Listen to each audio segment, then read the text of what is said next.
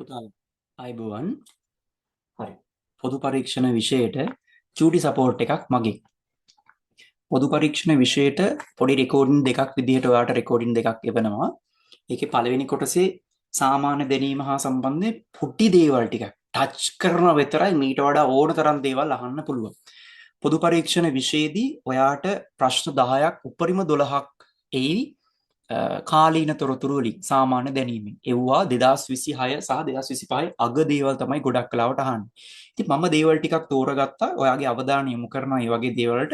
එහා මෙතන දේවල් තියෙන්නත් පුළුවන්, නැති වෙන්නත් පුළුවන්, තව අලුත් දේවල් තියෙන්නත් පුළුවන්.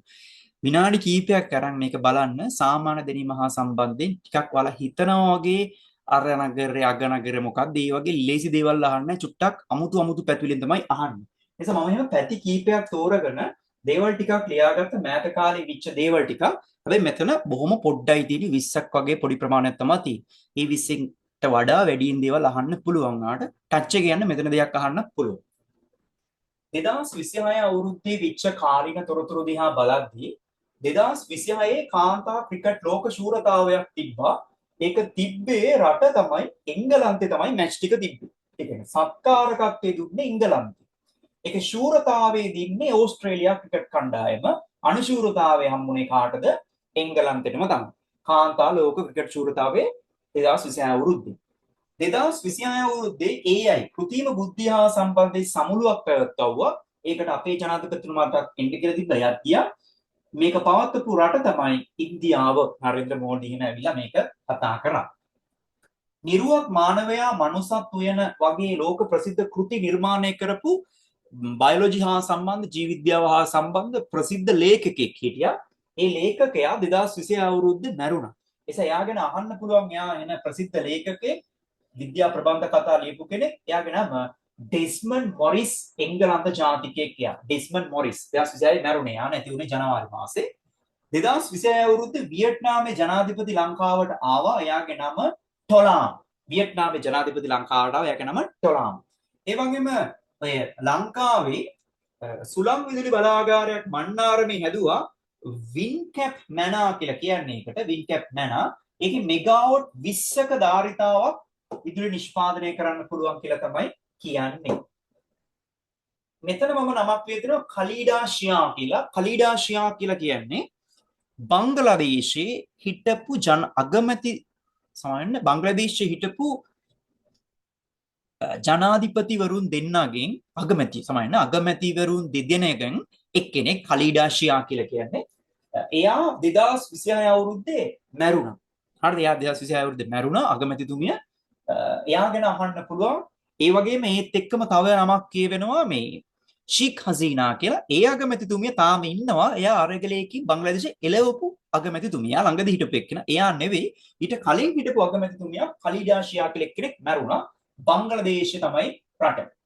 මොහොමඩ් මොයිසු කියලා කියන්නේ මාලදිවයිනේ අගමැති ජනාධිපති. සමාන මාලදිවයිනේ ජනාධිපති.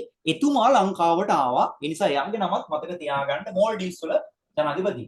ආචාර්ය නිශාන්ත කනගරාජා කියලා කියන්නේ ශ්‍රීමත් නාමය සර් නාමය නයිට් පදවිය හම්බෙච්ච 2026 අවුරුද්දේ ලාංකිකයා. එයා එංගලන්ත විශ්වවිද්‍යාලයක වැඩ කරන කෙනෙක්. ඉතින් එයාට මේ ශ්‍රීමත් නාමය සර් නාමය නයිට් පදවිය හම්බුණා නිශාන්ත කනගරාජා. 2026 අවුරුද්දේ ලෝකේ පොත් අගනුවර. එම දානවා ලෝකේ පොත් අගනුවර විදිහට රබාක් කියන නගරේ තමයි නම් කරේ. රබාක් කියන්නේ මොරොක්කෝවේ අගනගරේ.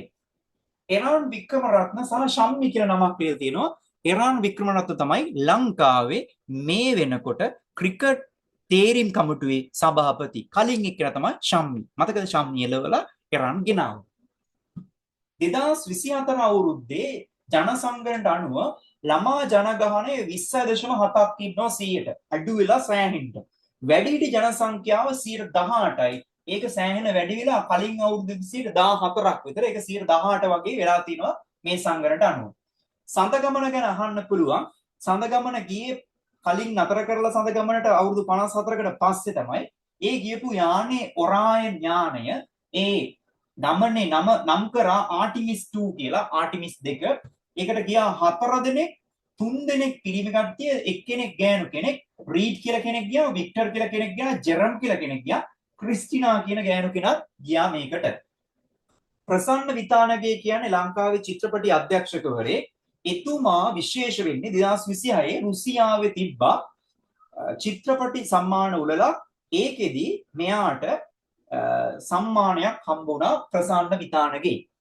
මහාචාර්ය රිස් ෂෙරිෆ් කියලා කියන්නේ 2026 අවුරුද්දේ මුල ලංකාවේ මැරිච්ච නැති වුණ ප්‍රසිද්ධ වෛද්‍යවරයෙක්. එයාට කියන්නේ ශ්‍රී ලංකාවේ වකුගඩු හා සම්බන්ධ පියා කියලා කියන්නේ. එයා ගැනත් අහන්න පුළුවන් සාමාන්‍යයෙන්. ඒ වගේම ෂෙබාස් ෂරීෆ් කියන්නේ පාකිස්තානයේ ජනාධිපති. එයා තමයි ඉරාන් ඊශ්‍රායල් ඇමරිකන් යුද්ධෙට ඉරානය සහ ඇමරිකාව අතර සාම සාකච්ඡාවට මූලිකත්වය ගත්ත කෙනා. ෂෙබාස් ෂරීෆ් පාකිස්තානයේ ජනාධිපති. පාකිස්තානයේ ඉස්ලාමාබාද් වල තමයි සාම සාකච්ඡා පැවැත්වුවේ. එව්වා බිඳ වැටුණා හැබැයි. ඩාවෝස් ඒ තමයි මේ පාර 2026 අවුරුද්දේ ස්විස්ලන්තේ ඩාවෝස් වල තමයි ලෝක ආර්ථික සංසන්දයේ සමුළුව පවත්වුවේ. අයිස්ලන්තේ තමයි ලෝකේ සාමකාමීම රට. දකුණු ආසියාවේ සාමකාමී රට භූතානය. දෙවෙනි එක්කෙනා ශ්‍රී ලංකාව. සුම්රි ෆාතිමා ගැන අහන්න පුළුවන්. සුම්රි ෆාතිමා කියලා කියන්නේ 2026 අවුරුද්දේ ගණිත ඔලිම්පියාඩ් වගේ තරඟාවලියක් තිබ්බ. ඒකෙන් ලෝකෙම්ම පළවෙනියා වෙච්ච එක්කෙනා සුම්රි ෆාතිමා. එයා ලංකාවේ 7 වසරේ මුස්ලිම් ගෑනු ළමෙක්. එයා මැදවච්චිය ප්‍රදේශයේ මදීනා පාසලක තමයි ඉගෙනගෙන තියෙන්නේ. තරුෂිසා තිලක්මා කියලා කියන්නේ ආසියානු යොවුන් ක්‍රීඩා උළෙලේ රන් පදක්කම් ගත්ත ගෑනු ළමයි දෙන්න. තරුෂිසා තිලක්මා. ජයන්ත ජයසූරිය කියලා කියන්නේ ලංකාවේ හිටපු අගවිනි සුරුතුමෙක්. දැන් ඉන්න කෙනාට කලින් හිටපු එක්කෙනා මට මතකද?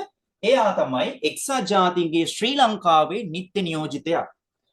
ප්‍රීති පද්මන් සූරසේන තමයි දැන් ලංකාවේ ඉන්න අගවිනි සුරුතුමා. ඔය හා සම්බන්ධයෙන් ගොඩක් දේවල් අහන්න පුළුවන්. නිසා හොඳට බලන් යන්න. ලංකාවේවත් ලෝකේවත් දෙකම අහනවාමයි පුතේ සාමාන්‍ය දැනීමට නම්. ඒක සාමාන්‍ය කිව්වට ගොඩක් කරවට කාලීන තොරතුරු තමයි ඔයාගෙන් වැඩියෙන් බලාපොරොත්තු වෙන්නේ. ඒව පාඩම් කරනට වඩා ගණන් ටිකක් බලා ගන්න එක තමයි ඇඟට ගුණ සාමාන්‍ය